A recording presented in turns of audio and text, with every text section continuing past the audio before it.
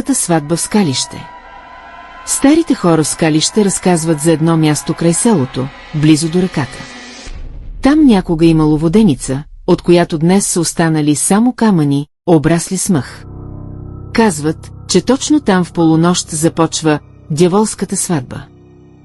Първо се чува далечен тапан, глух и тежък, сякаш идва изпод земята. После от мъглата се появява шествие мъже и жени в бели дрехи, с фенери и венци от чемшир.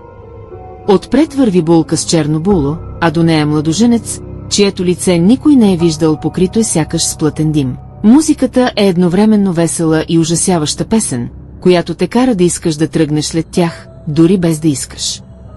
Веднъж група младежи решили да проверят дали е вярно. Отишли на мястото, скрили се и зачакали. И наистина, точно в полунощ процесията се появила. Един от тях, най-смелият, дръзнал да протегне ръка към булката. В този миг всички светлини угаснали и настъпила тишина. Когато другите запалили фенерите, него вече го нямало. От тогава казват, който спре дяволската сватба, сам става част от нея.